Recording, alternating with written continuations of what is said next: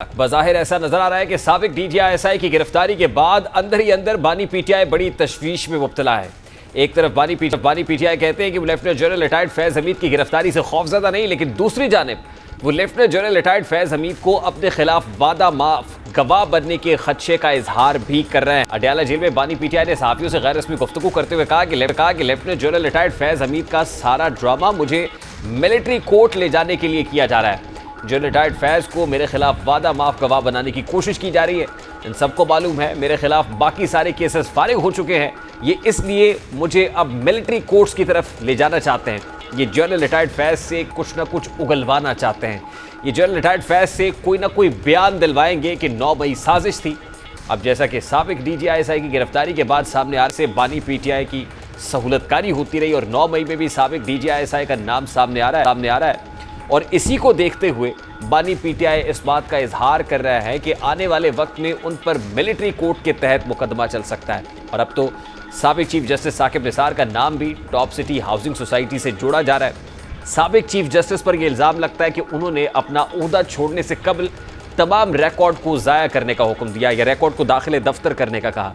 साबिक chief justice Saqib Nisar पर यह इल्ज़ाम भी लगता है कि उन्होंने हाउसिंग स्कीम से मुताल्लिक केस की समाअत अपने चैम्बर में की और इस केस को दाखिल दफ्तर किया। पिटिशनर को नहीं सुना गया और पिटिशनर की पिटिशन को उड़ा दिया गया। अब हुकूमत का यह दावा है कि साबिक चीफ जस्टिस साकिब निसार के गिर्द भी घेरा तंग किया जाएगा। वजीर इत्तलात अता तारड़ कहते हैं कि कार्रवाई का दायरा कार बढ़ेगा, साकिब निसार हो अब या कोई और हो। हो रही थी मुल्क की सालमियत के खिलाफ, मुल्क में इंतशार फैलाने के लिए, ये तमाम तर इस साजिश का सरगना इमरान नियाजी था और उसकी सहूलतकारी जनरल फैज और उनके जो बाकी साथी हैं वो कर रहे थे। तो ये एक सियासी गठजोड़ था बानी चेयरमैन पीटीआई की क़यादत में, जिसके साथ लिंक था जनरल फैज का और बाकी अफसरान का और बाकी कुछ इसमें और इदारों के भी लोग शामिल हैं। और देखिए ये दायरा कार बढ़ेगा, चाहे कोई साकिब हो कोई निसार हो, ये मामलात आगे चलेंगे, शफाफियत के साथ चलने हैं। अब इस वक्त साबिक चीफ जस्टिस वतन से बाहर हैं और जब साकिब निसार से हमने पूछा कि वतन से वापस कब आएंगे और जो चार्जशीट उनके अगेंस्ट रखी जा रही है क्या ये दुरुस्त है, क्या वाकई टॉप सिटी हाउसिंग सोसाइटी के अंदर उनका कोई गठजोड़ था जनरल फैज़ हमीद के साथ और क्या वाकई इस केस को उन्होंने इन चैम्बर बुला के दाखिले दफ्तर किया, तो उन्होंने इस तमाम तर बात को जो है महज फसाना करार दिया। उन्होंने इसको ऑल नॉनसेंस कह के इसको रिस्पॉन्ड किया और कहा कि इससे ज़्यादा इस पर वो को रिस्पॉन्ड नहीं करेंगे और 7 सितंबर को वतन वापस पहुंचेंगे और जब वतन वापस आएंगे तो फिर इस पर को बात करेंगे।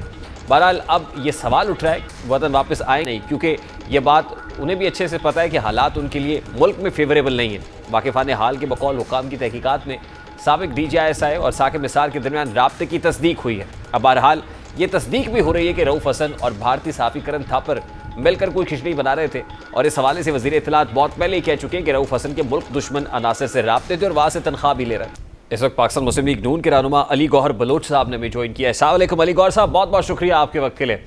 अली गौहर साहब, सबसे पहले तो ये कहिएगा कि ये जो इंकशाफात का सिलसिला अब चल निकला है और उसके अंदर आई स्टिल रिमेंबर कि पाकिस्तान मुस्लिम लीग नून जो है वो पाँच के टोले का नाम भी लिया करती थी।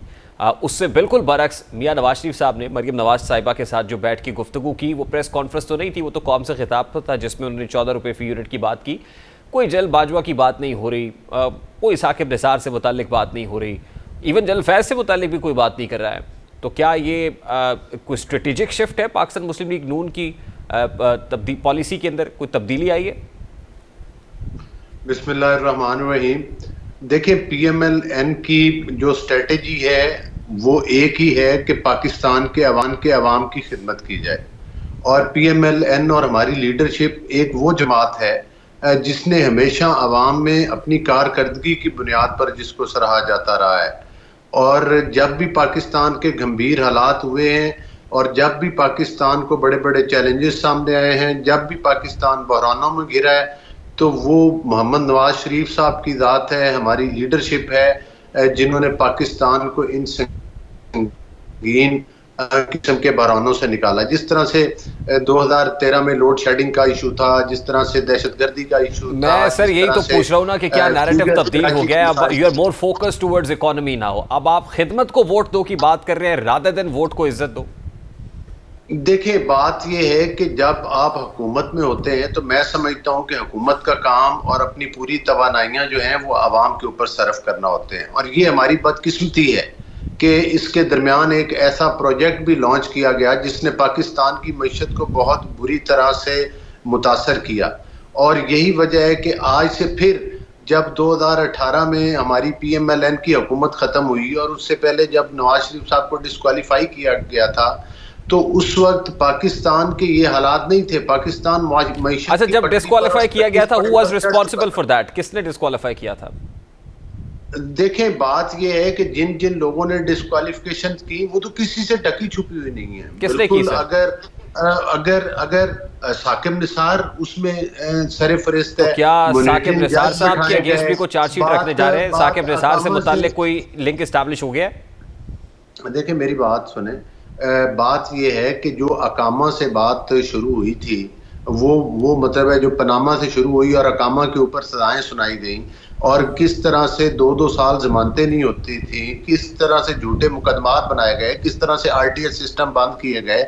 और वो जितने भी लोग थे, चाहे उसमें जनरल फैज की आप बात करते हैं, मरियम साहिबा, मैं खुद उनकी जी, आप जो कहना चाह रहे हैं वो कह रहे हैं कि जनरल बाजवा, चाहे वो जनरल बाजवा हो, यही कहना चाह रहे हैं आप? जनरल फैज तो अभी कस्टडी में। मैं ये कह रहा हूँ, बिल्कुल, जो उस वक्त के जितने भी मतलब है कि डिक्टेटर्स थे, जाहिर है उनका उसमें पूरा हाथ था।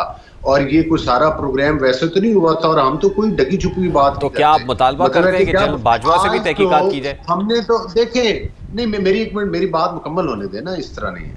देखिए, बात यह है कि जिस वक्त वो सारा कुछ हुआ और जिस वक्त वो तमाम लोग अपनी अपनी पोजीशन पर बैठे रहे थे, हमने तो उस वक्त भी आवाज उठाई थी, लेकिन हमने उन लोगों की निशानदेही की, हमने उस चीज की आवाज उठाई, लेकिन हमने पाकिस्तान के इदारों के ऊपर चढ़ाई नहीं की, हमने कोई 9 मई जैसे वाकयात नहीं किए, हमने पाकिस्तान में तो गुजरावाला में तकरीर की थी, पाकिस्तान को तोड़ा नहीं। आपने गुजरावाला में पब्लिकली नाम लेके तनकीद की थी उस वक्त के सिटिंग जनरल्स पर। मैं तो अब पूछ रहा हूँ कि आपकी जब हुकूमत आ गई है, they have now gone, they have become former now, साबिका चीफ की बात कर रहे हैं अब तो उसमें अब आप कोई तहकीकात का मुतालबा करते हैं? आपको लगता है शामिल तफ्तीश किया जाना चाहिए? As far as Saqib Nisar is concern, तो क्या कोई लिंक इस्टेब्लिश हुआ है जनरल फैज से इंटेरोगेशन के अंदर? हुकूमत तो बड़ी बाखबर होती है, आपके पास क्या इत्तलात है? देखिए, बात यह है कि अभी सारी चीजें जो हैं वो इनिशियल स्टेज पर है, और आपने देखा, मैं तो समझता हूं कि ये इसका क्रेडिट जो है वो आर्मी चीफ को जरूर जाता है कि उन्होंने अपने इदारे से, मैं समझता हूं कि वो जो जिसकी कि आज तक पाकिस्तान में नज़ीर नहीं मिलती, कि उस रैंक के लोगों का एहतसाब शुरू किया कि जो लोग वाकई मतलब है कि जिनकी तरफ उंगलियां उठती थी और वो कई चीज़ों में मुलव्वस थे। लेकिन जब तक तहकीकात चल रही हैं, जब तक ISPR की तरफ से कोई रिलीज ना है, चूंकि इंक्वायरी वो कर रहे हैं, इसलिए कबल वक्त किसी कोई इल्जाम नहीं, वो तो देखिए ISPR वो तो फौज का काम है ना, जो वो कर रहे हैं, जाहिर है उनका इंटरनल मामला है, तहकीकात हो रही है। मैं तो ये कह रहा हूँ कि अब जब तहकीकात चल निकली हैं तो जाहिर है साकिब निसार साहब से इंटेरोगेशन तो फौज का काम नहीं है ना, वो तो हुकूमत वक्त है, आप पावर में है, आपने फैसला करना है कि अब जाहिर है किसी को कानून के कटहरे में लाएं, जो सब्सटेंशियल एविडेंसेस हैं वो पेश कीजिए। इन तमाम चीज़ों के ऊपर बिल्कुल काम हो रहा है, और बहुत जल्द आप देखेंगे कि जो भी जिम्मेदारान हैं वो इंशाअल्लाह ताला कटहरों में जरूर आएंगे, अदालत के कटहरों में भी आएंगे, अवाम के कटहरों में भी आएंगे, और इंशाअल्लाह सबसे बड़ी दात अल्लाह की दात है, उसके कटहरे में भी इन्होंने खड़ा होना है। आज इमरान खान साहब ने अडयाला जेल में कहा, उन्होंने कहा ये जनरल फैज हमीद को पकड़ने का मकसद सिर्फ और सिर्फ ये है कि उनको मेरे अगेंस्ट वादा माफ गवाह बनाया जाए और मुझे मिलिट्री कस्टडी में देकर मिलिट्री ट्रायल शुरू किया जाए। क्या ये तासुर दुरुस्त है?